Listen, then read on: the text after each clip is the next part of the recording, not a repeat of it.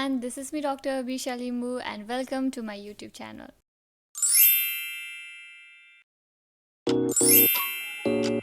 In this video, I'll be discussing about how to solve MCQs, be it for USMLEs or for CE exam, and here we go. The first tip would be do not overthink in the exam.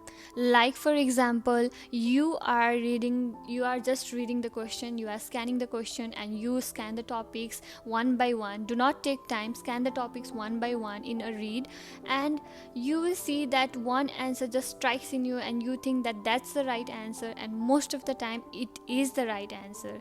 If you have read it somewhere, you will get the answer and you will overthink and you will make the mistake. Don't do that.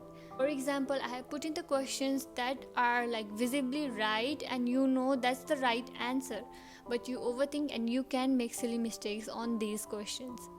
Tip number 2, which I did not do much, is that I did not do a lot of tests. You have to do a lot of tests, and why do you need the test is important rather than giving the test itself, which means that, for example, you are giving test every week, every Saturday you are giving the exams, every for USMLE you are taking NBMEs every week, but you are not getting the results, right? Why is it so? Let's learn. Like for example, there are 4 options in the questions and you are only confused between 2 options, but between the 2 options you are not quite sure which one is the right answer and you are not confident about that answer, but in the last minute you just choose to answer one question and you go, and when the result comes, that answer is right, your answer is right. But what you forget is that you were confused between the 2 options. That was not the answer you were confident about. And in the real exam, you will be confused as hell because you did not pay attention to the confused ones. Suppose if you are in the situation in the exam and you are confused between 2 options, option A and option B, commit to one answer, okay? Commit to one answer, and when you get the result, you have to write it down. Why the answer is A and why the answer is B. Even if you are right, you are not. I don't know if it makes sense to you or not, but you must write the answer, the reason behind it. You must jot it down, no matter how tired you are, no matter how busy you are. If you do not write the thing, you will be confused in the exam for sure.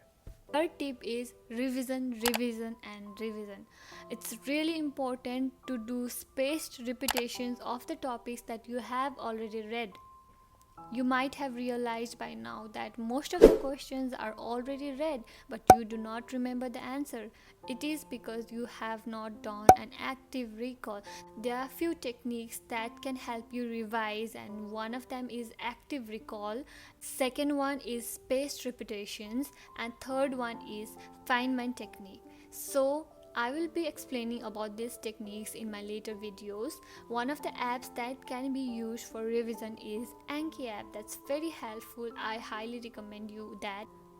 Tip number 4 is build your concept. We need to build our concept because most of the time in MCQ exams you have to rule out the options. In order to rule out the options, you must know the concept. And if you do not know the answers correctly, like you are not confident about one answer, but you can rule out the others. A concept is not something that comes overnight. You need patience, you need dedication, but there are topics that are always coming in the exam. There are topics that are very necessary, high yield for the exam.